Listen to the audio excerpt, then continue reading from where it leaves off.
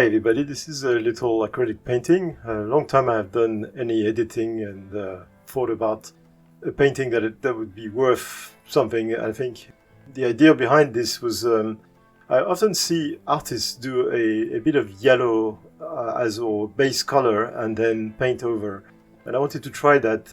Nathan Folks does that a lot, but with watercolor. I'm doing it with acrylic because I wanted the shine of the paper to go through, so the yellow-orange on top of white would be the most dynamic color, as opposed to adding it towards the end. Like normally you add your brightest colors, you kind of start in the mid-range, and then you keep pushing your extremes, more black and more white, and then you keep your absolute white towards the very end so that you have the focal point.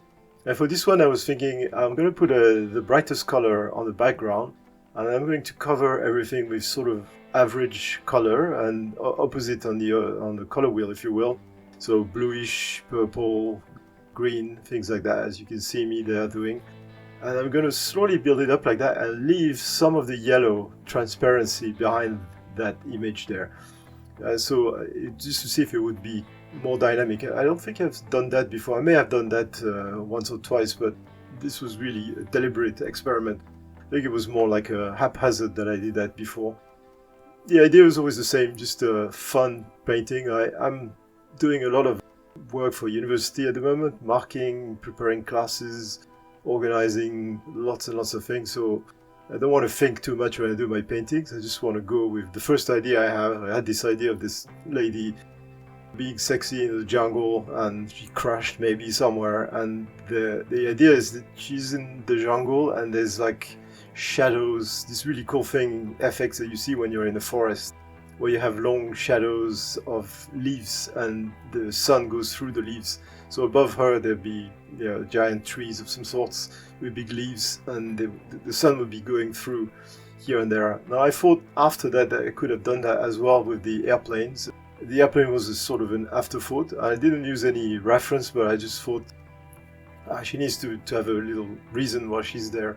Also kind of nice to frame someone in front of a machine, an airplane, whatever, a tank, a landscape, a castle or something. So here I painted, or I drew this imaginary airplane. It's loosely based on a Hellcat from the 1940s, the Second World War airplane. But it's not a Hellcat really, it's just imagination. I didn't want to bother too much with reference. If I was to do a painting like that in a more professional setup or for like a real full-time illustration, this is more like a sketch. I would definitely look at reference for the airplane, and for the girl maybe some reference, but I kind of like working from imagination. I think it's really relaxing to see what's in your imagination. And with the world as it is today, with people doing AI and all sorts of things and just endlessly copying, not that there's anything wrong with artists using photo reference, but me personally, I kind of like going with what's left in your mind after you've looked at everything and there's nothing in front of you. Just see if you can draw something from your imagination that looks decent, that has the potential to exist, if you will. So it's one of those exercises I've been doing since I was quite young. I was born at a very young age, as they say. But looking at things, not just looking, but trying to memorize things, how the light is, how trees are, how people are, how horses. I drew horses a long time. I can draw horses from imagination and many other things like Tyrannosaurus Rex and a few other things, cows, just because I've drawn them for a very long time. Now, if you ask me to draw a hippopotamus, I'd have to look a little bit at reference. I will not copy, but I will definitely need a little bit of reference as to the size of the mouth, etc., things like that. And then if I wanted to draw an actual airplane, like an actual Hellcat there, I would have to look exactly, because it's probably not exactly like that. It has a different length, and the nose and the air vent at the bottom is probably different. But it doesn't really matter. It's just to make believe that this thing exists, that it's a real airplane somewhere. So the idea here, as you can see, is sort of slowly build up the image and a little bit of graphic element, because it's a sort of a speed paint. I don't have the time to render like every muscles, everything. I just want to go a little bit graphic, if you will, like a comic book, like an illustration. It's adding levels of paints. The advantage with acrylic is it dries quite quickly, so if you do a yellow background there, it will be dry and you can paint over and you won't lift the colors, so that's really good. You can still leave some areas here and there with a little bit of yellow going through, and that makes the image quite dynamic.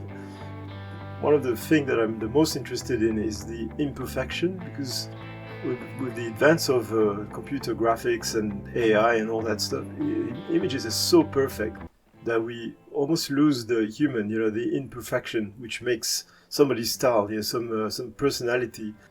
And this is what I want. I want to do it, and I want to see my input, if you will. So if someone finds this painting in 50 years, if it's still around somewhere in a book somewhere, they'll see the work I did. Like my brushstrokes will be the same, like when we look at these paintings from old masters or even the cave, the Lascaux caves, you can see the actual process of the person who painted that, putting their hands on the wall, etc. So that's very touching. This is what we like here. We want, as humans, you want the human touch. A perfect image done by a computer will never have that for us. There will not be anything beyond the fact that it looks cool and it looks perfect.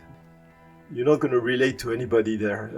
When you listen to AI music, the same. It's like so perfect, and you feel you're listening to something that somebody has made, but it's not. And somehow it leaves you cold a little bit. You think, there's potential there, and I wish someone would use the basis of that piece of music or something and then repaint it or redraw it. Use the AI as a sketch and then still the idea and make it better. Make it use that as your slave. Someone's done that and it's worth nothing, but you as an artist will steal that and make it better. I can't remember who said good artists borrow and great artists steal. I think we should definitely steal from the AI. The AI is stealing from us anyway, so we might as well give it back. Okay, you want to steal my art? I'll steal from you and I'll try and learn from you. I don't know why I'm talking about that. It's a little bit nonsensical, but the image that you can see there is slowly appearing. I think it's sped up 7 or 8 times, I think, the brushstroke. Material are always a pleasure. Leaves, metal, hair, skin, everything is always fun to paint, to imagine the structure, etc., how it works, how it shines, how it reflects this and that. So I'm being careful there. I'm leaving some yellow from the original background yellow that I put on my pencil sketch to make sure it will be quite dynamic and quite strong. Because it's painted in one setting, one evening, it's possible that I would need to refine that, but I've decided to just go with it and it'll be finished when I finish, and then I'll go to bed. And I just put it on Facebook and Instagram just for fun. I always want to do bigger paintings. I have bigger paintings on the go here and there, but when I'm working in September till March, it's pretty hard to do anything else than university work. It's my full-time job.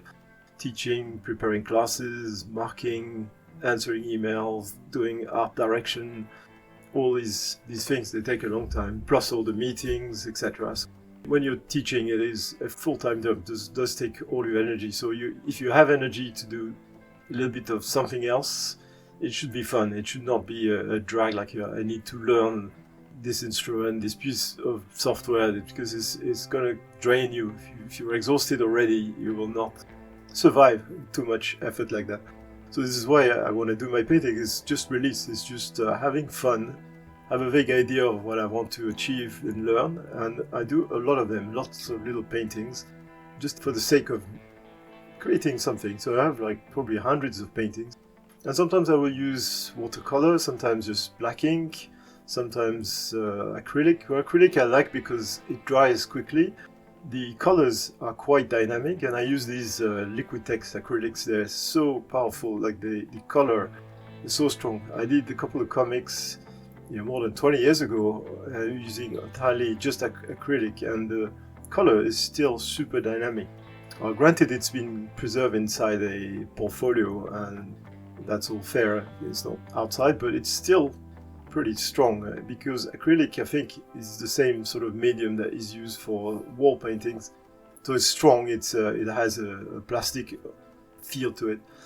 And people hate it because of that, because it dries quickly and it's a bit hard to make gradients or texture, as opposed to oil where you can really make skin texture or render nice gradients here and there. And oil obviously is the best quality thing that you can do, but I can only do that when my wife is away because she doesn't like the smell of oil, and I do it as soon as she goes, if she goes see her mother or something.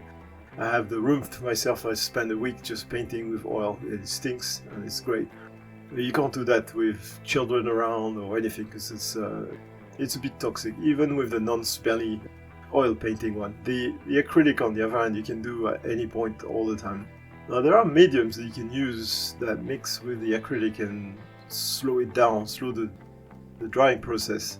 And there are techniques that I learned from people in my time in the film industry that used to do that. Learned from someone called Jeremy Bennett, who learned it from Paul Lezaine, who was a concept artist, fantastic artist, painted all the backgrounds for Prince of Egypt, and Jeremy Bennett did all these beautiful things for Lord of the Rings. And he showed me gracefully how the technique that they use with their acrylic paint on a piece of paper and putting water and a little bit of fluff behind the paper so that the paper would stay wet all the time. And then they would put glass in the evening, go home, come back like a piece of glass on top of the painting with coins in the corners, and so that there's a little bit of air but not much, and it stays wet. And then you come back the next day, you can still paint, and it's like oil, it just has material things that you can move around.